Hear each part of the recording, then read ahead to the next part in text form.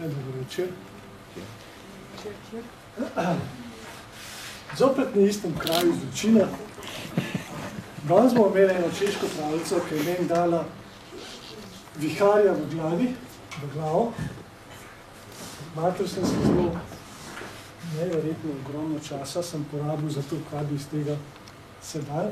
Pravljica je izjemno zanimiva v smislu interpretacije in je nemogoče prijeti do konca.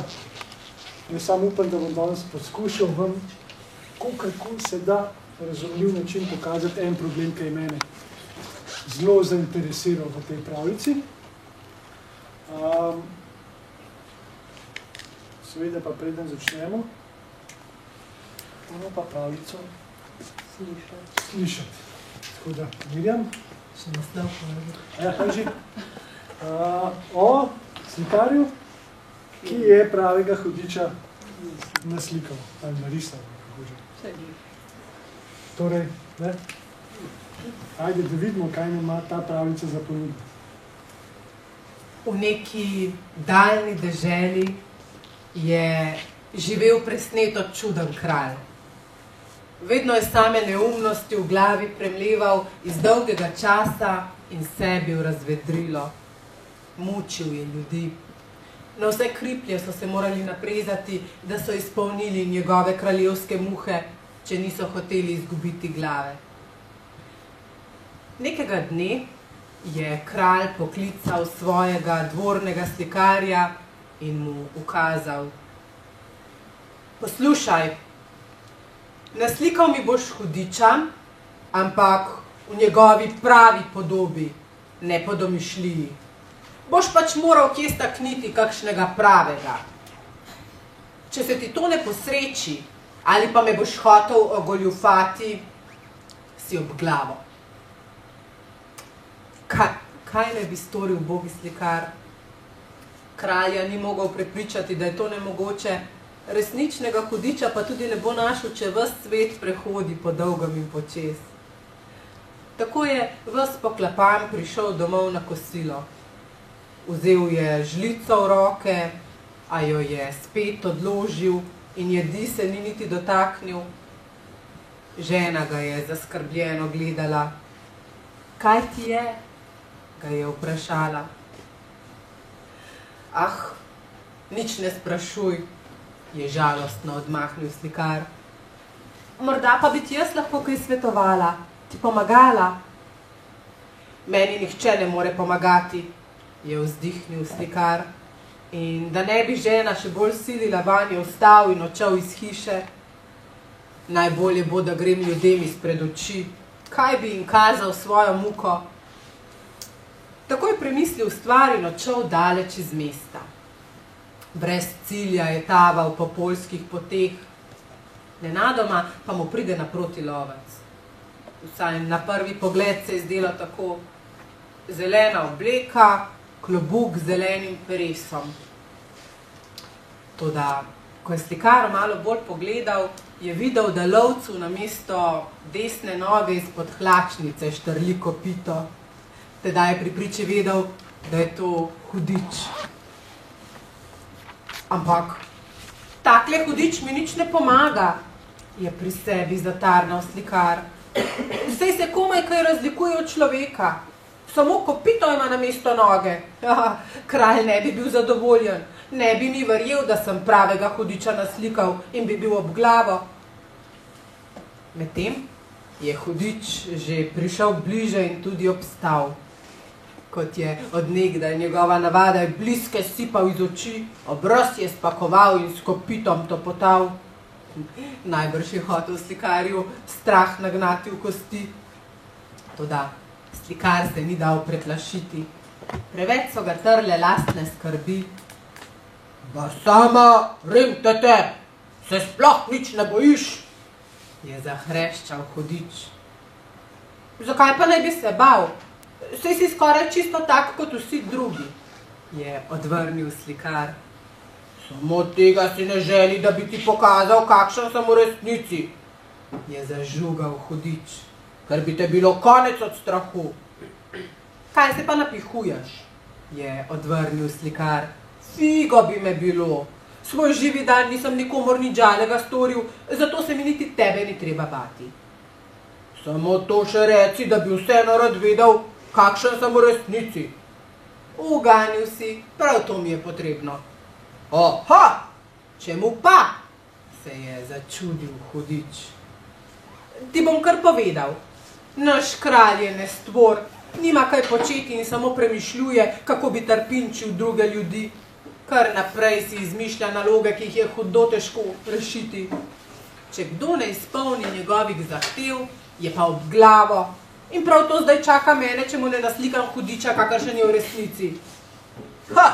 Če je tako, kot praviš, se lahko zanesaš na mojo pomoč, mu je ponudil hudič. Pripravi platno, obiskal te bom vsak dan ob svojem času, namreč od polnoči do 1, in me boš lahko naslikal, kakršen sem v resnici. Ampak ne celega, temveč vselej samo po kosih. Zakaj te pa celega ne smem videti? Se je začudil slikar. Povedal sem ti že, da sem strašen. Morda bi prenesel pogled name, ker nikomor nisi žalega storil. Toda roka bi se ti vseeno zatresla in potem ne bi mogel slikati, kot je treba. Zato se morava dogovoriti, da boš tisti kos, ki ti ga bom pokazal, naslikal in takoj potem pokril. Prihodnjič ti bom pokazal naslednjega. Ti ga naslikaš in spet pokriješ. In tako bova delala, dokler me ne naslikaš. Ravnal se bom po tebi, je privolil slikar. Takoj stopim pripraviti platno in potem te bom čakal že nocoj o polnoči. Slikarju se je kar kamen odvalil od srca. Mirno je odšel domov. Tudi njegovi ženi je odleglo, ko je moža videla že spet bolj mirnega. In tako je po večerji legla spat brez skrbi. Slikar pa se je umaknil v svojo sobo in v vsakem kotu prižgal svečo. Potem je skrbno zaklenil vrata. Hudič bo že prišel noter, če ne skozi okno, pa skozi zaklenjena vrata. Ali pa skozi strop, je pomislil slikar. In res, prišel je skozi strop. Ko je odbilo 12. uro, je slikar na podstrešju nad sabo zaslišal hrup, kot da bi nekdo keglje podiral. In že je lop nekaj padlo noter stropa. Namreč kos hudiča, rogovi in nasršeni lasje. Slikar je zagrabil čopič in brž naslikal ta kos. Potem ga je pokril, rogovi so odskočili nazaj skozi strop, spet so se zgoraj podirali kegli in tišina. Slikar je legel in zadovoljno spal do jutra. Naslednje dni se je to ponavljalo. Vselej je dol priletel kakšen drug kos, lobanja, oči in ušesa, nos, usta, deli trupa, roke, noge in nazadnje rep. Slikar je vselej pokril, kar je ravno naslikal. Ko je zadnjo, 10. noč naslikal rep, so na lepem ugasnile sveče in razlegal se je hreščeči glas. Moj strček, končala sva. Zdaj se pa naspi, jutri zjutraj pa sliko odnesi kralju. To bo vesel, čudovito si me zadel. Kaj pa bo, če ni tako? V tem primeru bom za glavo krajši. Toda preden oddam delo, si ga le moramo gledati. Prav to je še manjkalo, je zavpil hudič. Kaj boš imel od tega, če si ogledaš kaj tako nagnusnega, kot sem jaz? Zato raje že zdaj v temi lepo zvi sliko. Jutri zjutraj, ko prideš v grad, pa se postavi s hrbtom prestolu. Sliko si podrži nad glavo in jo odvi. Vse drugo boš potem že sam videl. Lahko mi verjameš, da ne lažem. Dobro si me zadel, za glavo se ti sploh ni treba bati. Vidim, da mi dobro hočeš, je rekel slikar in zvil sliko. Zahvaljen bodi za pomoč, zdaj mi pa še povej, koliko sem ti dolžan. Kaj bi mi bil dolžan? Ko sem od tebe izvedel, kakšen rabelj je kralj, sem si rekel, da ti bom prav rad pomagal. Vseeno bi ti rad kaj dal za to, je rekel slikar. Bodi brez skrbi, je zahrzal hudič. Bom že prišel na svoj račun. Potem je slikar zaslišal, kako se pod streho podirajo kegli in skoraj žal mu je bilo, da hudiča več ne bo. Naslednje jutro je sliko odhitel v grad. Stražarji in služabniki so že vedeli, zaradi česa je prišel in so ga takoj peljali k kralju. Slikar se je globoko priklonil. Presvetli gospod kralj, hudiča sem naslikal po njegovi pravi podobi, kot ste si želeli vi. Presneto samozavesten si, je zarentačil kralj. Pokaži, da vidim, ali me nisi kaj ogoljufal. Nikar ne poglejte slike za Petran Božjih, je prestrašeno zavpil slikar. Ne bi prenesli. Oho, ti si pa z vsemi mažami namazan. Vidim, da bi me rad prestrašil.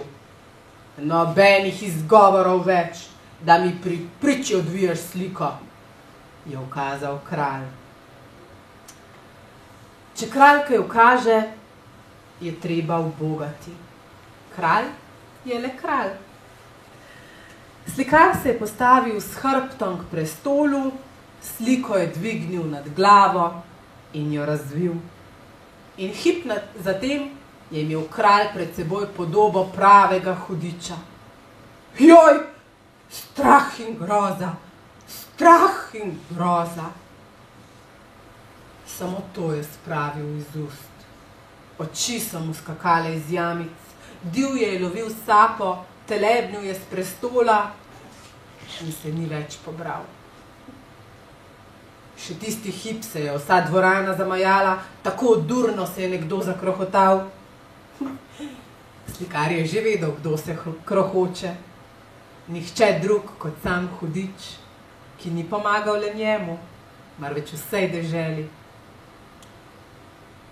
Posihmal so tam živeli srečno in zadovoljno. Nikomur se ni bilo več treba bati za življenje, kajti novi kralj je bil razsoden človek. Skrbel je, da se je njegovim podanikom dobro godilo. In še v spanju mu ne bi prišlo na misel, da bi koga trpinčil.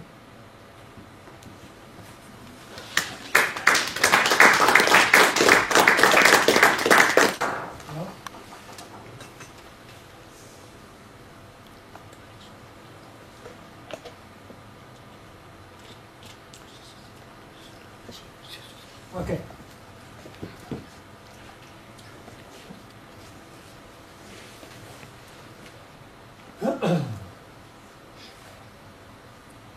Torej, v deželi imamo kralja, ki je nasilen, mučitelj, nekaj prijazna oseba.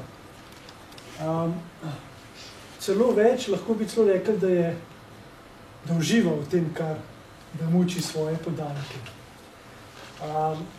Ker jim daje pač take naloge, kot nam pravi pravljica, da jih marsikdo ne more izpolniti in glave se režejo. Ne? Nik neprijeten gospod. No, in naš glavni junak, naš slikar, dobi skoraj da nemogoče nalogo. Ne? Na prvi pogled skoraj nemogočo nalogo, ker kralj mu reče, da mora naslikati pravega hudiča. Zdaj seveda, naš slikar ima dve možnosti, ne? Ali pa tri. Tri možnosti. Ena je, da nariše na nek način to, kar si predstavlja pod pravim hudičem. Ne? Ampak to ve, da mu ne bo prineslo življenje. Ne? Da bo mogel dati glavo na plan. Če poskuša se izmotati iz te dolžnosti, tudi ne pride prav, ker bo tudi življenje izgubil. Kar pomeni, da mu ostane tretja, ki pa je na prvi pogled taka, da pač nariše hudiča. Ampak moja ideja je, kot bomo pol videli naprej, da on odgovori na kraljevo željo na drugačen način, kot je bil kralj do sedaj vajen. Ampak nismo še tam. Torej, prva zanimivost, ki se zgodi v pravljici, je ta. Ok, imamo nemogoč problem in, koliko pač v pravljicah se zgodi, tisto, kar je rešitev, pride nasproti nam. Hudič pride po sprehodu našega slikarja, mu pride hudič blizu, nasproti, in že tle vidimo, da je slikar drugače reagira kot ljudje, ki vidijo hudiča. Kad ti vidiš hudiča, bežiš. On pa ne. Celo več, v bistvu se z njim pregovarja. V bistvu slikar reče, da sam pri sebi najprej reče, ta hudič ni zanimiv. Nekaj, da bi obstajala vrsta hudičev, pa on razmišlja, kjer je tisti najbolj grozen, da bo tudi kralj zadovoljen. Je pomembno, zato ker razmišlja o tem, tle je slikar še ujet v željo kralja. Kaj narisati, da bo kralju všeč? Torej, kaj narediti, da bo kralj zadovoljen, da jaz dobim življenje nazaj? To morate imeti skozi v zadnji, v glavi, ker to je bistveno vprašanje. Kako zadovoljiti kralju? No in pa imate ta zanimiv pogovor, ko hudič najprej skopitom udarja, pa hrza, pa kar neki, pa naš slikar nič ne da na to. Nič ga tudi ni strah, tudi prav, da ga nič ni strah, vsi si tako, vsi drugi, brez veze. No, pol pa naš hudič reče, a ti hočeš mene videti v resnici. In pol ga še malo žoka, naš slikar, in to dvakrat ponovil. In on reče, ja, uganil si. Jaz točno to hočem. In mu pove, brez zadržkov, mu pove celo štorijo. In hudič iz tega, bi rekel, hudič je zelo ekonomičen človek, ali pa ekonomično zlo. Če ne more imeti, če vidi, da slikarja ne more ugonobiti, ker se mu zdi človek, ki je dober, pa je kar na mestu, in da lahko na mesto njega dobi nekoga, kot je kralj, se odloči za kralja, ker je ekonomsko mu bolj sedel, ker je na višji ravni kralj, kot pač navaden slikar. No, in naredi dil z njim. Ta dil je nenavaden. Ta dil je, on ne pozira slikarju. Tako, kot imamo klasično predstavo akta. Da pasico dol in kaže vse svoje pritikline. Ne, hudič to ne naredi. Ker pravi, da če ne boš videl, na nek način se ti bo roka zatresla. Pravi, roka se ti bo zatresla. Tudi, če si dober po srcu, ne moreš gledati to zlo, to gnusobo z mirnimi očmi. In dil je ta, da ga riše po kosih. To je izjemno pomemben del v pravljici. Zakaj? Zato, ker ste videli, da pri človeku se želja vzbudi, vzpostavi. Nikoli, ko vi gledate ljubljeno osebo, niste zaljubljeni v njo sam, kar tako. Vi jo gledate zato, ker izpostavite določeno potezo tega človeka. In to naredi isto hudič. Naredi nekaj tazga, kar nam pravi, kdo od vas bral mogoče od Ruždija Otroci polnoči. Otroci polnoči je tak zanimiv družinski roman, ki na začetku govori o očetu, glavni junak je sin, in sin govori za nazaj, kako sta se njegov oče pa mama spoznala. In spoznala sta se na zanimiv način. način, ki je zelo podoben naši pravljici. Pravi, njegov oče je bil zdravnik v Indiji in je hodil po teh mestnih vasicah, veste, zdraviti, in v eni vasici ga pokličejo, kjer je njihova hčera zbolela. Reče, ni problem, pridem, vendar mu foter reče, bodoči tast. Njo lahko zdraviš samo tako, da jo ne gledaš. Pa on reče, dober, what the fuck, kako bi jaz pa zdravil, če moram videti telo. Ne? In mu foter reče tako, ona bo stala pred tabo, vendar pred tabo bo pa rjuh. In v tej rjuhi bo ena lukenca. Skozi to lukenco boš ti videl, ali pa pogledal, in boš videl en delček telesa. Torej, en kos boš videl. Torej, ta zdravnik ne vidi celotne osebe, celotnega ženskega telesa, ampak se le po delih gleda njo. In kaj se zgodi, ko on iz dneva v dan hodi k tej ženski in jo gleda vsakič čez eno lukenco, ne? On se zaljubi vanjo. Zaljubi se vanjo. Ne? Pa še sploh vidim. No, to je zelo podobno, kar se zdaj nam dogaja z slikanjem. Hudič mu tudi reče po kosih. Ne slikaj.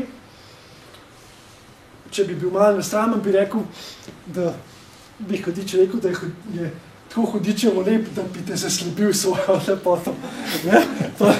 Ne preneseš tega. Ne? No, in res, zgodi se to, da padajo kosi, rogovi, nastrašeni lasje, lobanje, oči, nos, usta, deli trupa, roke, noge in nazadnje seveda repek. Ok, zdaj zamislite si to, da imate realistično situacijo, da res slikate na ta način. In hkrati je še to pomeni, kot vi narišete trup ali pa rogoje, je treba pokriti. Torej, vi imate v bistvu sliko in pred vami kot tihožitje so rogovi in nastrašeni lasje. Ok, narišeš rogove, pa lasje. In to pol pokriješ. Ni tega več. Pol naslednjič vam pokaže trup. Kako videti, kje nadaljevati, če ne veš niti, kje je točno to narisano? Ker ti tega ne vidiš. Narišete trup. Tudi to zgini. Narišete roko. Narišete nogo. Kaj vam hočem povedati? V bistvu je to ne gre za realistično sliko. Ne gre za realizem ali pa naturalizem. Gre za abstraktno slikarstvo. In to boste videli, to bo na koncu pomembno, zakaj je meni fajn, zakaj je moja interpretacija vezana na abstraktno slikarstvo. Ok, imamo zdaj sliko. Sliko, ki je čudno.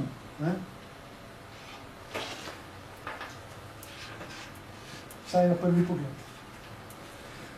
Končata, Hudič reče, cool, pogleda, reče, super stari.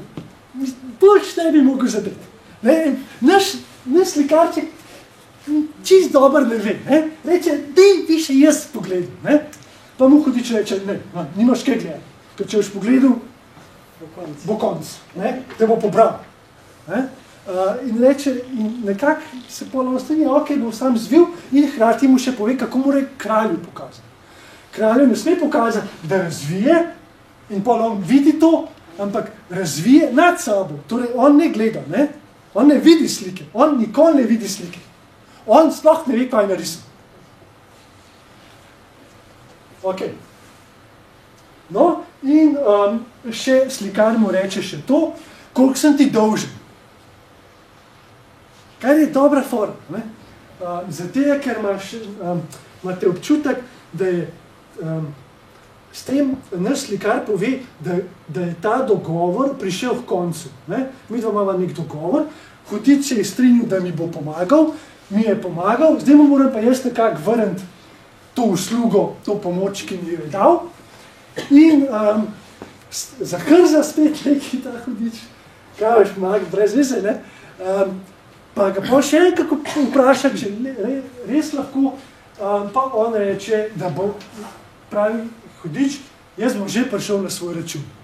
Na nek način reče, ne skrbi, zame imam jaz že svojo računico vzad.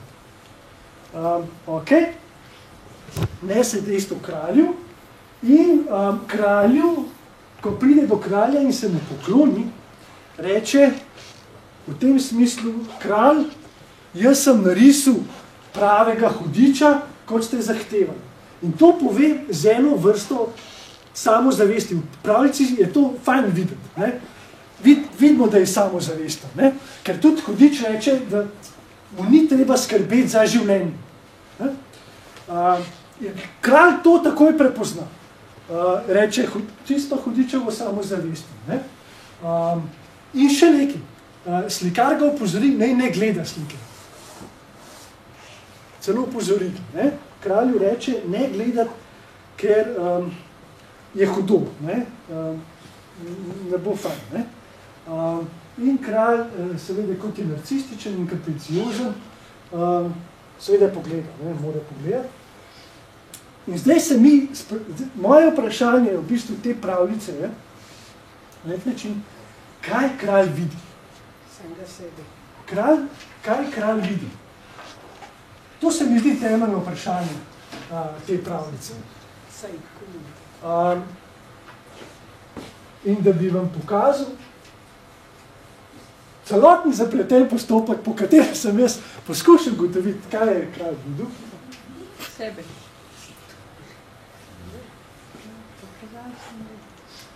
Vam bom povedal, vas bom spomnil.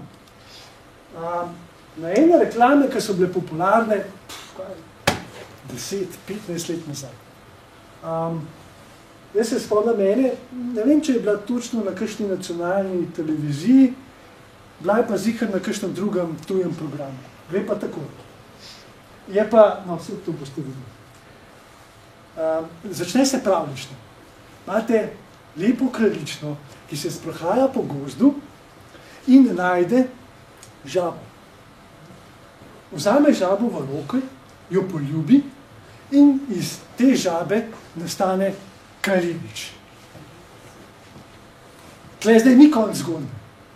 Zgodba se zdaj nadaljuje, da ta kraljevič pograbi njo, jo poljubi in ima v rokah steklenico piva. Zdaj, in zdaj ta logika,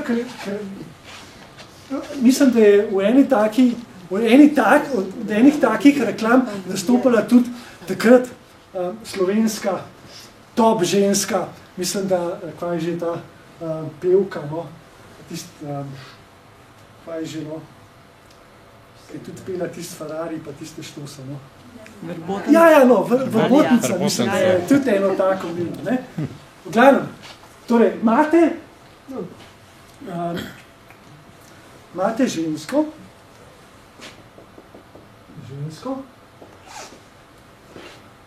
ki fantazira o žabi. Ne, fantazira o žabi, ki je v resnici princ. Ki je kraljevič.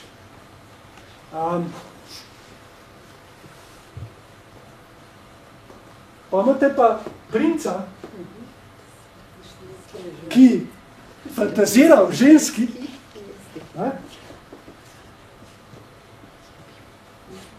ki je v resnici flaša za pivo.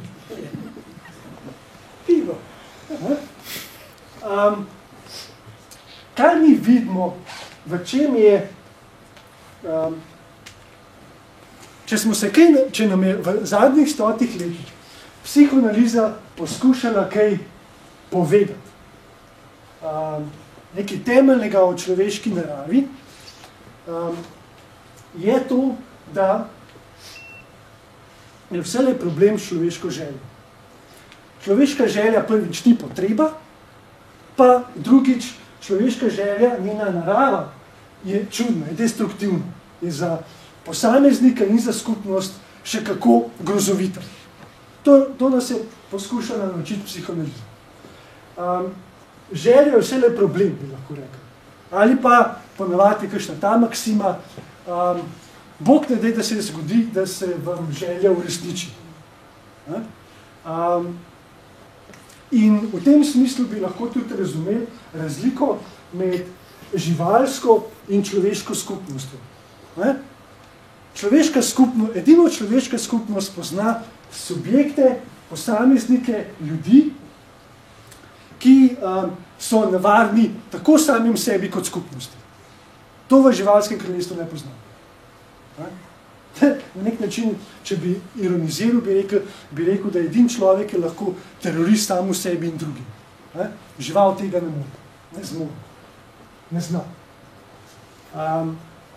Ok, če imamo zdaj problem želje, kaj se v naši pravljici dogaja? Imamo kralja, ki kaj dela? Če bi šli po tej matrici, bi lahko rekel, da kralj fantazira o hudiču, ki je v resnici slikarjeva glava. Ker on mu da tako težko nalogo, da verjame, da bo na koncu dobil kri. Imamo pa hkrati slikarja, v čem pa on fantazira? On pa fantazira o kralju ali o sliki, ki bi kralja prepričala,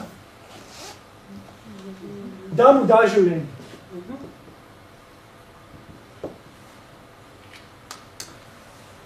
In če na pravljico iz tega vidika poskušamo pogledati, vidimo, da ni nič drugega slikarjena slika, kot če vzamemo, da je hudič metafora za zlo, smrt, hudo, gnus in tako naprej.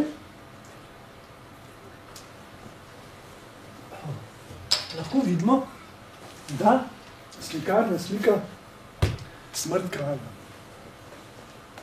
Kaj bi to pomenilo? To ni klasična smrt v tem smislu, kot jo kralj zahteva, torej od podanika. Ta smrt bi bila smrt z velikim S, pa hudič, zato je fajn izraz hudič.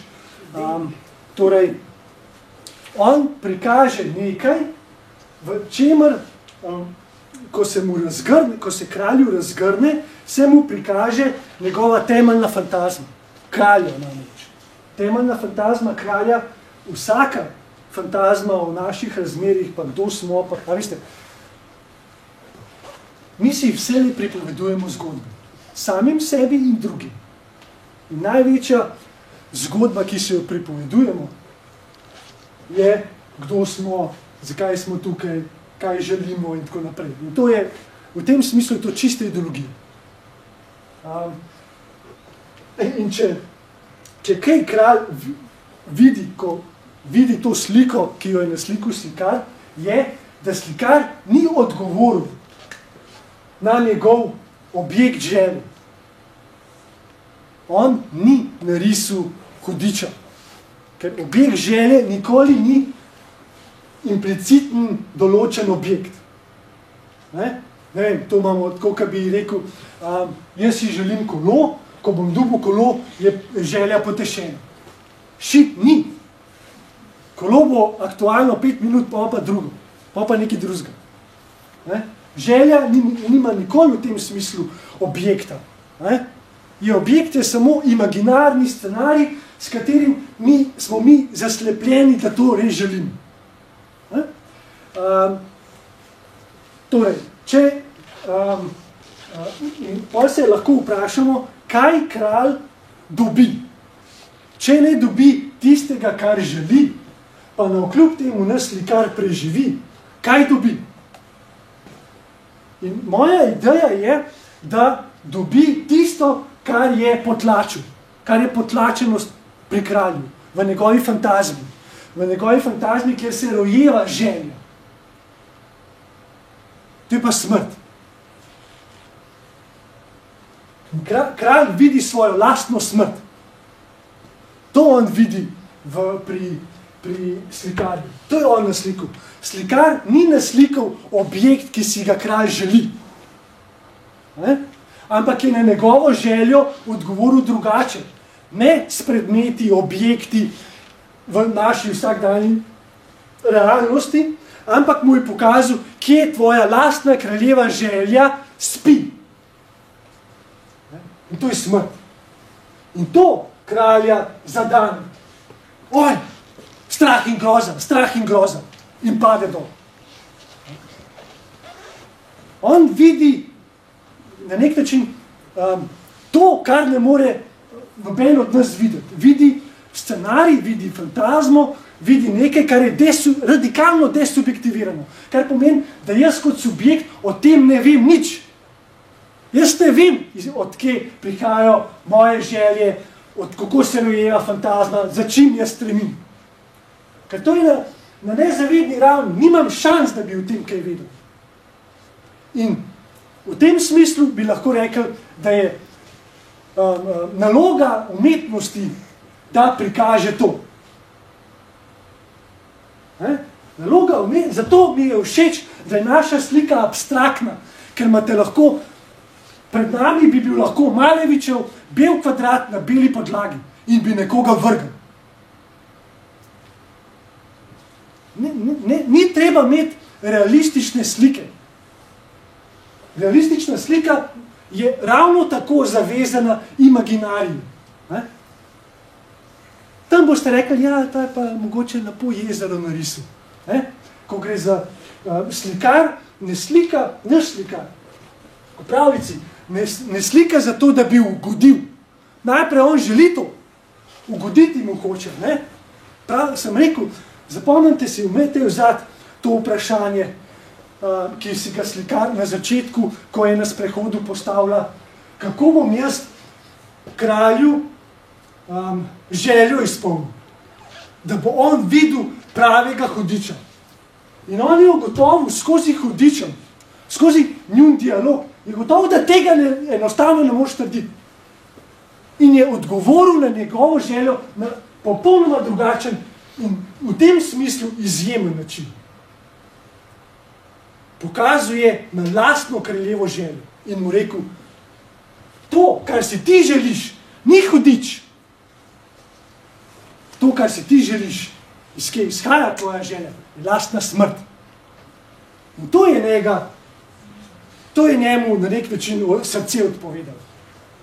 Ker kralj ni videl, kaj ni videl? On je v celem kraljestvu delal zlo. Bil je gnusoban nad gnusoban. Na nek način, bi rekel, je pil od svojih ljudi, od svojih podanikov kri. Bil pravi vampir. Potem mu pa nekdo od podanikov poda zrcalo. Na nek način zrcalo, v katerem on vidi svojo lastno željo, ki je vampirska. In to ga vrže. In hkrati je zanimivo to, a veste, ker če pogledamo skozi zgodovino človeštva, boste ugotovili, da za nekim takim norcem nikoli ni prišel še en norc. Za Neronom ni prišel Neron 2. Za Hitlerjem tudi ni prišel Hitler 2. Nekje se ta zlo konča, ko to hočem povedati. In pravljica to ve. Pravljica pove naprej, se ne konča s kraljevim padcem s prestola. Ampak se konča s tem, da smo zajadrali v novo življenje. Imamo novega kralja, ki niti v sanjah ne bi prišel na take, na tako misel kot prejšnji kralj.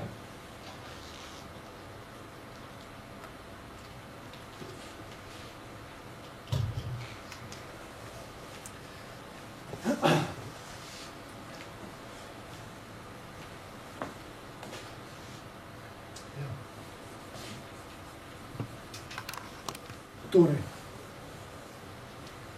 če v tem smislu poskušamo razumeti, kaj se pravi dobra umetnost,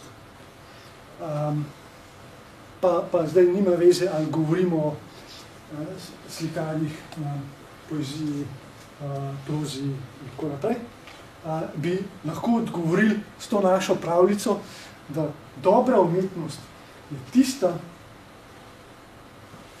ki ne zadovoljuje imaginarnih scenarijev, fantazem ljudi, ki gledajo, berejo, poslušajo in tako naprej. To dobre umetnosti ne zanima.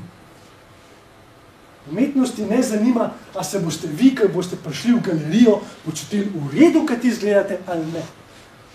Dobre umetnosti to dol visi. Če kaj dobra umetnost želi, je, da vam vzame tla pod vašimi nogami. Vam vzame in vam reče, ko padete na svoj rit, vam reče, to je vaša lastna resnica, kar tam gledate. Vaša lastna resnica ni v vas samih. Ni v nekje v jedrih, jajčnikih ali pa ne vem kaj. Ni. Je zunaj vas. In to nam naš slikar poskuša povedati. Edin na ta način si je on rešil življenje. Ker je hkrati vedel, da če so pred mano bili nešteto ljudi, ki na te čudne, kapriciozne zahteve kralja niso mogli podati dobrega odgovora, da bi si rešili svoje življenje, moram jaz na nek način, na drugačen način odgovoriti tej zahtevi, ki jo on postavlja.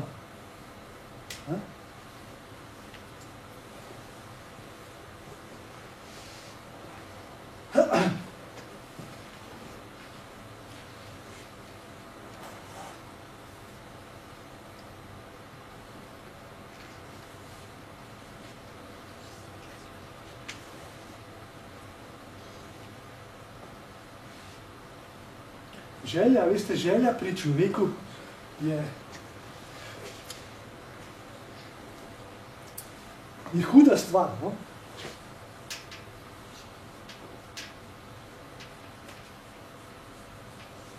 Polno stvari se dogaja,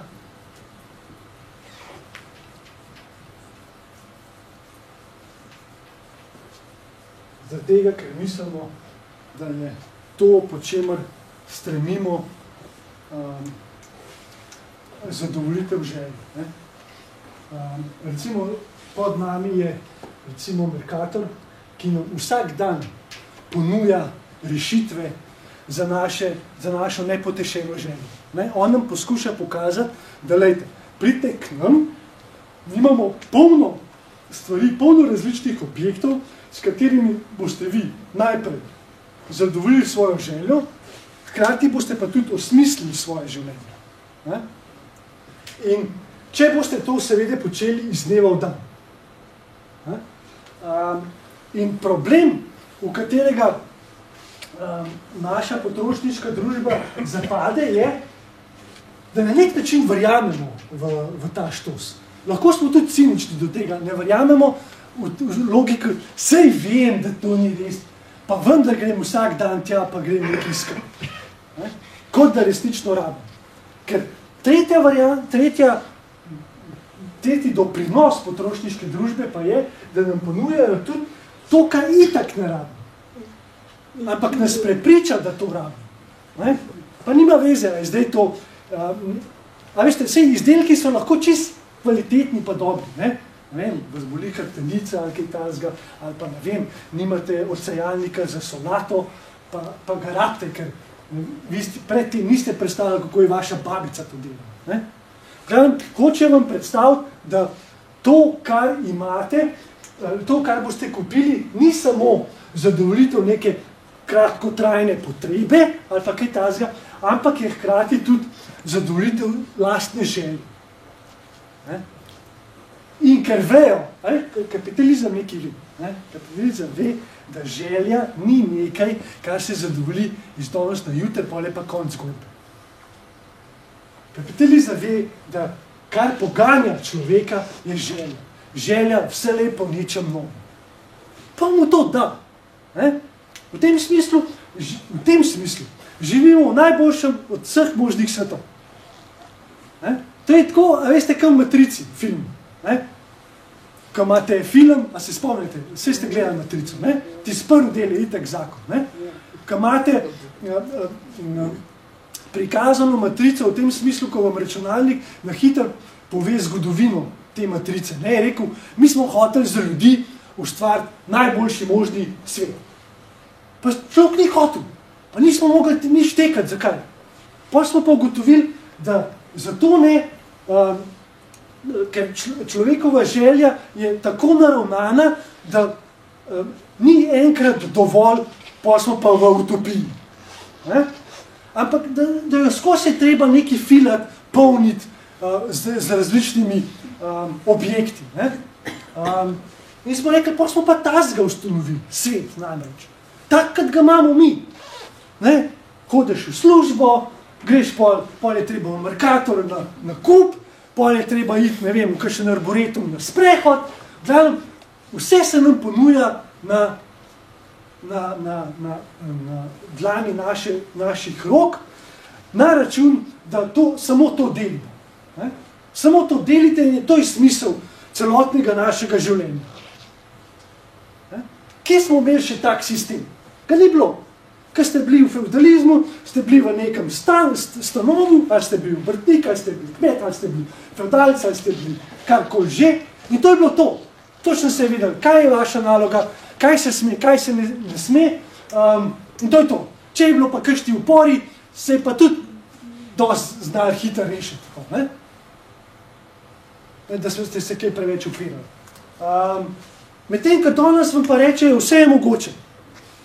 Ne samo, da je vse mogoče, a veste, zakaj je tako fajn gledati vse te Big Brotherje, pa kmetije, pa Survivorje, pa ne vem kaj.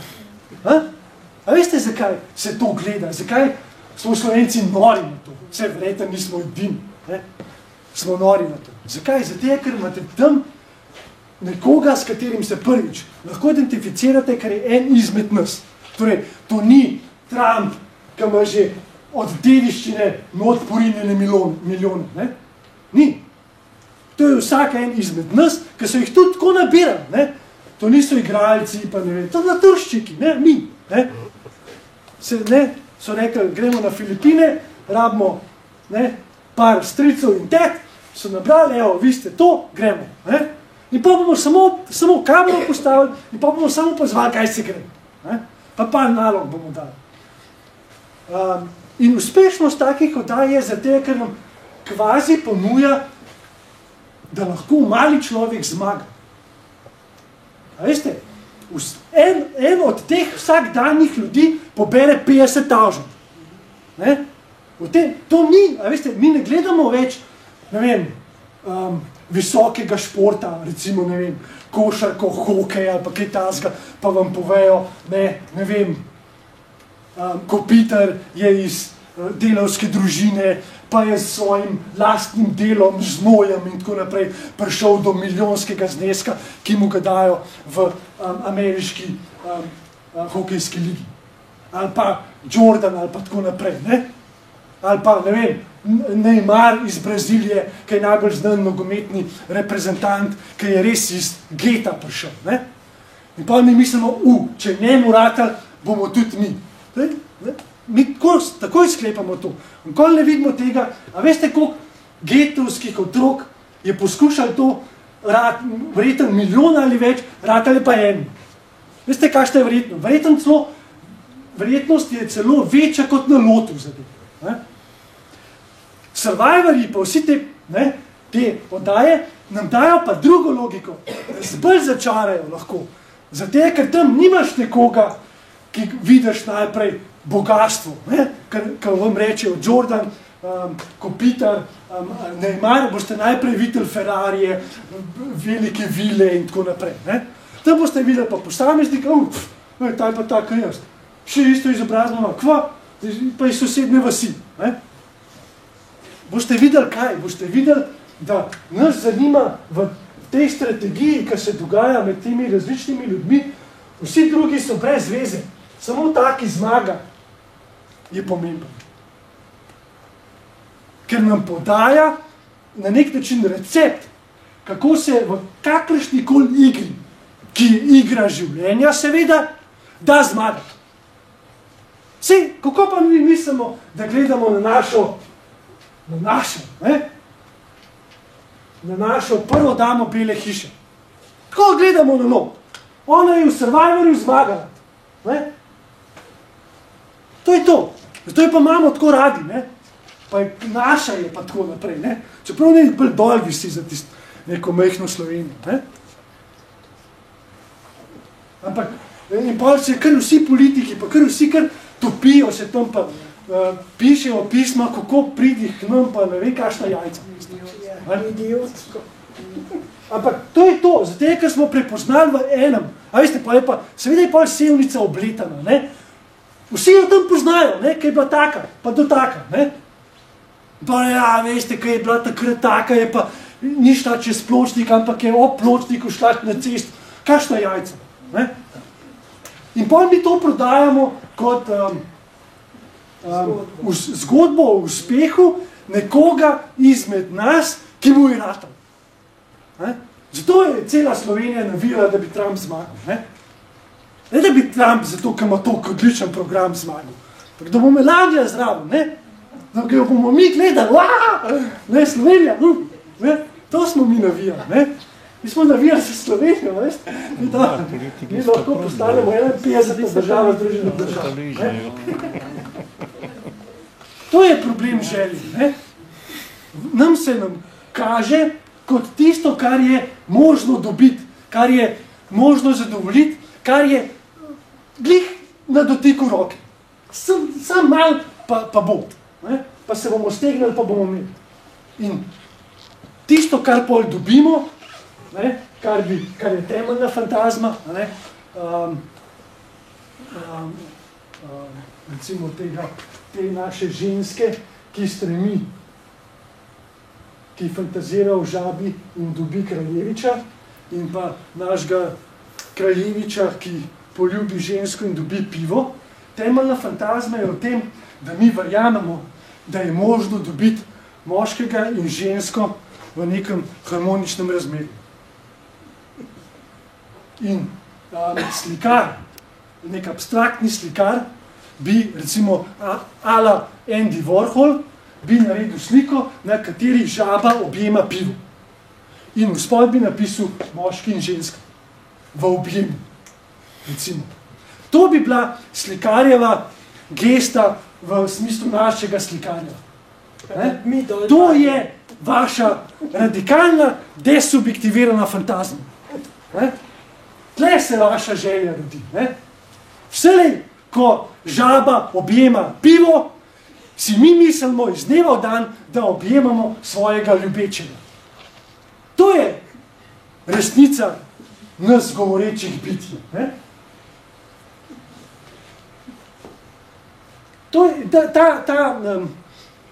Ta resnica je strašljiva. Strašljiva, zato imamo pa raj različne scenarije, imaginarije, kako je možno yin yang uskladiti, kako sta moški ženska nekako lahko zapletena, kako je fajn brati romantične romane. Ampak, če berete, gledate romantične romane, filme, karkoli, vselej gre za trenutek sreče, pa gre pa v kurac. Ne gre drugače. Filmi so zmeraj tako narejeni. Ali pa knjige. Ali pa umre, ali ga zabodejo, ali pa je bil izdan, ali more pa žensko, ki jo ljubijo, dati kralju. Polno teh štosov imate. Se ne izide in seveda pol za nazaj reflektiraš in pišeš pesmi, kako je ona tista, ki si jo izgubil, aj nisi, ker je v srcu, bla, bla. To je naša realnost. To mi na nek način živimo iz dneva v dan.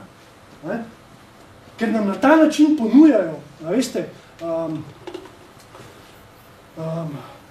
te različne objekte. Ne nazadnje, ne misliti, da mi vidimo drugemu človeku, ko se zaljubimo človeka.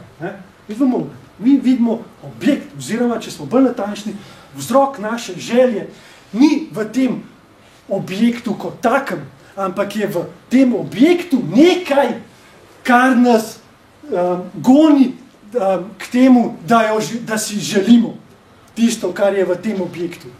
Kot da bi nekaj obstajalo v tem objektu, ki si želimo in nas zgura, goni ta želja. In samo zato smo želeča bitja. Šele tako se vzpostavimo kot želeča bitja. To je ta največja jeba človeškega sveta. Da imate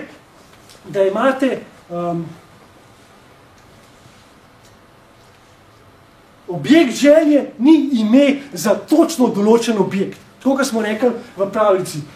Kralj noče hudiča. On že reče. Ampak je treba znati brati željo. On reče, naslikaj mi pravega hudiča, drugače bo šla glava. In slikar reče, ja, ko mu da sliko, reče, evo, tvojega hudiča. Kje je tvoja lastna smrt? To mu reče. Na nek način požri svojega hudiča, požri svoj objekt. Fora ni v objektu, mu reče slikar. Fora je v tem, da ti verjameš, da je v objektu nekaj, kar si ti želiš in želiš imeti. In seveda to je imaginarno, to je izmišljen scenarij, to ne obstaja na nek način. Veste? Zato se vi zaljubite lahko v nekega človeka, ker verjamete, da poseduje nekaj takega, kar je zaklad, kar Sokrat oziroma Platon imenuje z grško besedo agalma. To je neka skrinjica, v kateri ti, ko jo odprete, tisto, kar je najvrednejše. Mi vidimo v objektu to. In tle smo zaslepljeni. In to je dobro, ne mislim, da je to slabo, to je super, ker drugače ne bi mogli znesti življenje. Je pa hkrati tudi ta druga plat, bi rekel, ta bolj temačna, grozljivejša plat želje. Da vsele ugotovimo to. Vsele pa ugotoviš pri tem objektu, kad prideš blizu na nek način, to ni to, to tudi ni to, skozi pol to begaš. Zato imajo pa ljudje zelo velike probleme v partnerskih razmerih. Ker po, ne vem, petih, 10, 15, 25 letih ne vidi v objektu več te agalme, tega zaklada. In verjame, da bo to dobil nekje druge. Pa se pa nekateri se spustijo v te avanture, kateri pa rešujejo sublimacijo na drugačen način. Evo, to. Se ne vem, kaj me še reče. Meni se zdi, ta pravljica se mi res zdi, to je samo en del interpretacije. Jaz sem se s tem ubadal ogromen časa, tle bi lahko marsikaj povedal še. Pa ne tako ostane, pri tem, pri tej čudni naravi človeške želje.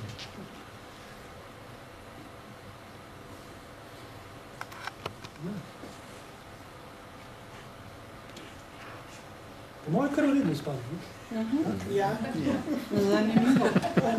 Vse bi zikar sem 1000 stvari pozabil, veste, pa jaz naslednji dan, ker se zbudim, pa ker ta adrenalin malo mine, pa tako naprej. Se rečeš, joj, katastrofa. Pa to sem pozabil, pa pa le bi mogel to povedati. Ampak, tako le je. Ja. Kaj še ne vprašanje? Kar dajte vprašati? Ali ste fora, dober je včas to?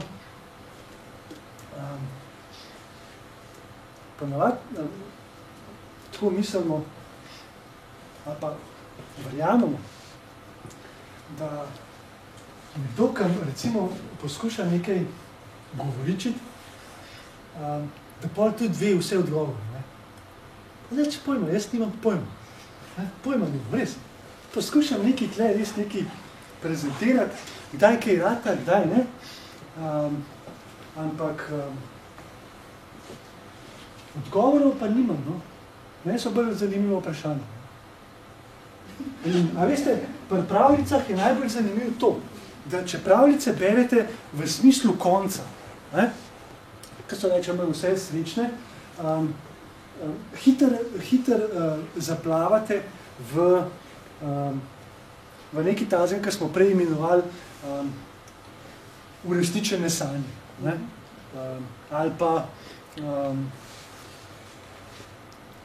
to, da se da imaginarije živeti iz dneva v dan. Neproblematično, torej, da ste zadovoljni z vsem, kar se dogaja v življenju, z vami in z ljudmi okoli vas. To bi bilo napačno, da bi v bistvu pravljice na ta način brali, da greste samo na konc. Bistven del pravljice je vselej tisti začetek in sredina. Konc je vselej na nek način poskuša biti malo očiščujoč, veste. Malo tak, da se da vse težave razrešiti, no, na ta način. Kar ni slabo, no, v tem smislu, ker če gledate, kako se pravljice naredijo, imate same katastrofe. Ne? In da se glih katastrofo ne bi končali, treba malo zapakirati to v neko srečni konc. Drugač pa je ta bistven del, vsaj po mojem, teh pripovedi, teh pravljic v tem, da jih ne beremo za nazaj. Ne? Jaz mislim, da najna ideja z Mirjam ni ta, da bi midva hotela pokazati, kako so pravljice kot ustno izročilo, ki je zdaj nekje zbrano in zapisano, kako so še vedno zanimive za branje, ne? Tudi za nas odrasli. Najna ideja se mi zdi vedno bolj, ko prehajajo v te srednja, starejša leta, so bolj v tem smislu, da poskušava skozi pravljične oči vam prikazati, kaj bi pravljice povedale, te pravljice, ki so stare, ne, ki izhajajo iz ročila, kaj nam imajo te povedati o današnjem svetu. Ne, da bi mi iz današnjega sveta gledali nazaj, kaj se tam kaj dogaja.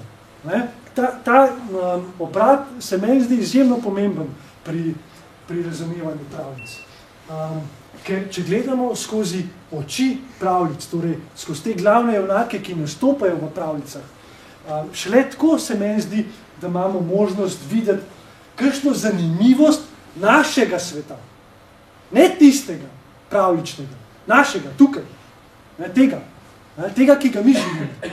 V tem smislu vidim pravljice kot tisti moment, ki nas, a veste, če vi hočete zaobjeti realnost, ki obstaja, probleme, s katerimi se soočamo iz dneva v dan, vi ne boste nič naredili, če boste te probleme zapisali z matematično natančnostjo. Vam ne pomaga nič. Zaradi mene lahko formulo ustvarite zaradi tega. Ne? Mi zaradi tega ne bomo nič drugače videli, gledali, vohali življenje. Ne?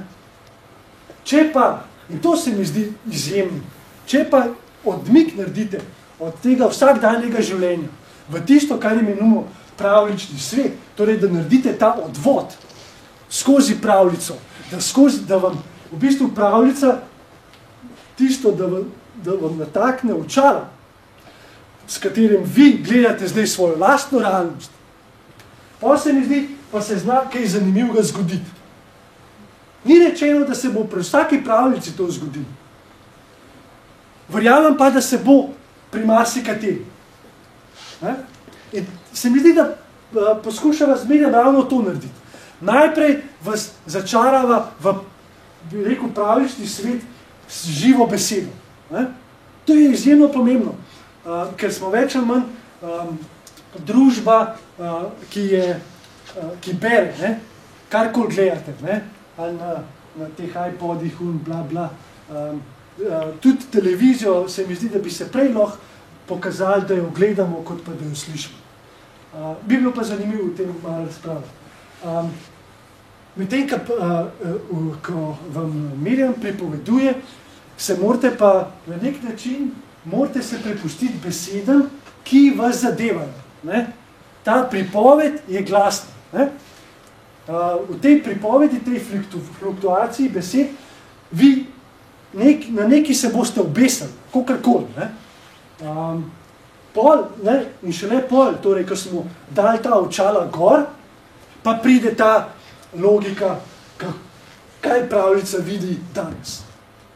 Ta pravljica, današnja, kaj vidi danes, ali pa tista prejšnja danes. Ne? To se mi zdi izjemnost pravljica. Ne? Da nam poskušajo razložiti svet, v katerem živimo, navkljub temu, da so bile pisane, zapisane, ne vem, 150-200 let nazaj, ampak pripovedovane, spreminjajoče iz generacijo v generacijo, pa za mene, odkar je človek na svetu. Ne? Odkar je človek na svetu, si pripoveduje zgodbe. In to so te zgodbe. Ne? V teh zgodbah na nek način je vse. Moja ideja je, da je v teh zgodbah na nek način povedano vse. Treba jih je znati brati. In po mojem, nič drugega ni to, kar mi tle delamo, da jih poskušamo brati. Torej, da poskušamo dele pravljic, ker vidite, da so kompleksne v tem smislu. Mi smo en delček danes iz te pravljice vzeli. En delček. Ne? In ga poskušali natakniti na svoje razumevanja sveta danes. Ne? To se mi zdi zanimivo. Ne? Ker, a veste, tista druga logika, kaj so pravljice, kaj je njihova značilnost, kdaj so bile zapisane, kako so se zapisale, kaj se je dodajalo, odzemalo, bla, bla, bla, to je vse napisano. Ne? To vzamete, ne bom preveč rekel, ampak 15 do 20 knjig pa imate, pa veste vse. Ne? Ni treba, ne vem kaj. Medtem, ko ta način vam pa nič ne, mislim, vam knjige na nek način nič ne pomagajo. Ne? So izhodišče samo. Ne? So na tistem, na katerem v bistvu stojimo. Ne? Pol se pa treba odpeljati to spravljico. Ne? Tako kot z vlakcem, ne? Tako otroka, ne? Treba odpeljati. V tem smislu se meni zdi to zanimivo. No? Ker če bi tista prva varianta bila, pol v bistvu zmerja midva nimava kaj povedati. Ne? Ker bi sam ponavljala za drugimi, kar je pač bilo povedano. Ne? Zdaj pa končno, zdaj pa če nimate več, kaj še pa jeste tudi. Ja, hvala lepa.